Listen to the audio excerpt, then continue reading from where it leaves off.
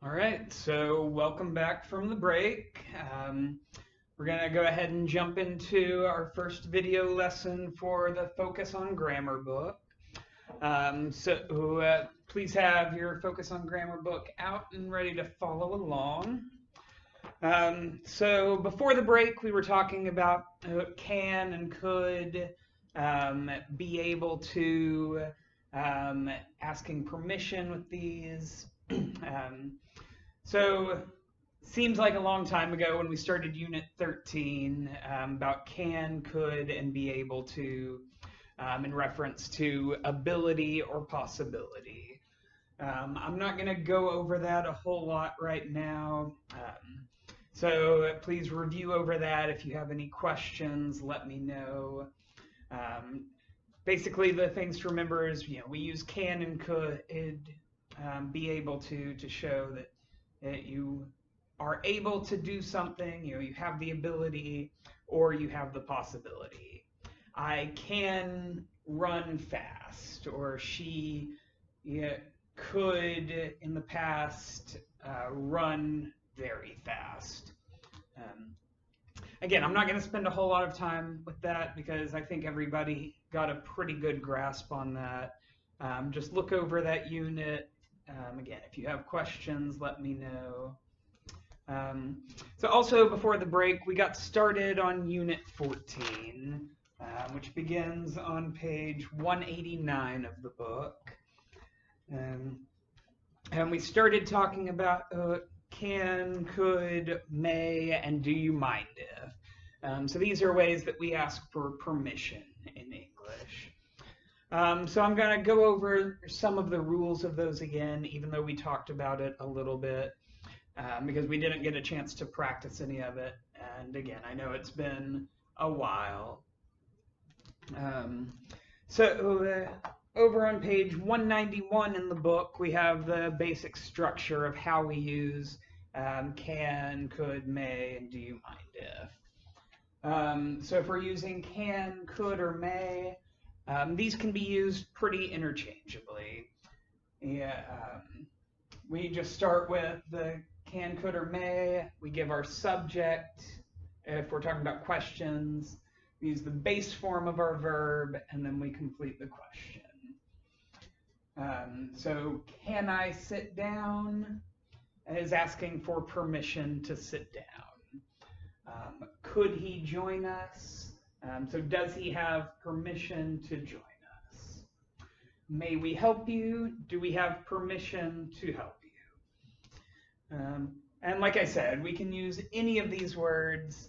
Just remember, like the book mentions, can is less formal, and then may is more formal, can is somewhere in between. So usually in casual conversation, you'll most likely hear can, sometimes could. If you get in more formal settings, especially in writing or official emails, things like that, you might start seeing may more. But for the sake of questions about permission, they all mean basically the same thing.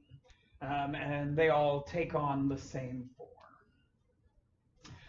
So the same is true with statements. Only difference here is usually when we're talking about permission, we don't use could. Could in statements, affirmative statements, is more often reserved for ability or possibility. So if we were saying statements, you can sit down, or you cannot sit down, you can't sit down. Again, just meaning you do or do not have permission to sit down. I said, we wouldn't usually say he could join us. I guess it works okay in some forms of permission, but most of the time, could is going to sound more like ability or possibility. So I would more likely say, he can join us, or he may not join us. If we just said he could join us, sounds like, he might join us. He has the ability to. We don't know if he will or not. So it's safer to stick to can or may for affirmative statements. Or they may help me. They may not help me.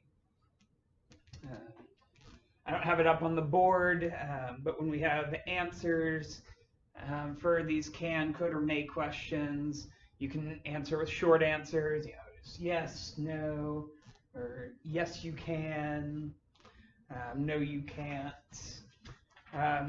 Over on the next page in the book, page 192, it talks about some of these informal answers we often give. You know, things like sure, or of course. Can I sit down? Yeah, of course you can. And could he join us? Sure, no problem. Go ahead, another one. And can I sit down? Yeah, go ahead. So we use a lot of informal answers with permission questions, but it's also correct to just use, you know, yes or no, yes you can, yes you may, no you may not. Some other notes. We often use please. Can I sit down, please? So we can use please at the end of the sentence, or in between the subject and the verb. Can I please sit down? Could he please join us? May we please help you? So end of sentence or between subject and verb. We don't put please at the beginning of the sentence. We would not say, please, can I help you? So either here or at the end. Some other notes here. Yeah, may, more formal. Could refers to present or the future. It doesn't really refer to the past in this form. Answers we talked about. Okay. Then we also mentioned, do you mind if? So do you mind if is another way we can ask questions of permission. Do you mind if I sit down? Do you mind if he joins us? Do you mind if we help you? Just a couple of things you want to remember about do you mind if. So one, we don't want to use please. So if you say, do you mind if, we don't want to use please. It just kind of makes it redundant. Please is a little bit more polite. Do you mind if conveys the similar level of politeness. Another thing to remember, do you mind if, our answer is kind of reversed here. So do you mind if I sit down? If you want to give permission, you would say, no, I don't. Meaning, I don't mind if you sit down.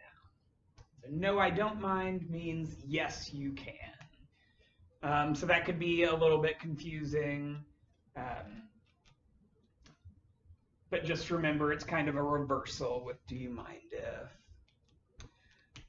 Another thing, the book notes on page 193. Often if we're refusing permission, it can come off as a little rude if we just say, yes, I do mind. A lot of times we give some sort of excuse or an apology. So do you mind if I sit down? Rather than just saying, yes, I do mind. That sounds a little rude. Instead, we might say, sorry, but I'm saving the seat for a friend. Or sorry, this seat is reserved. Just a way of being a little bit more polite.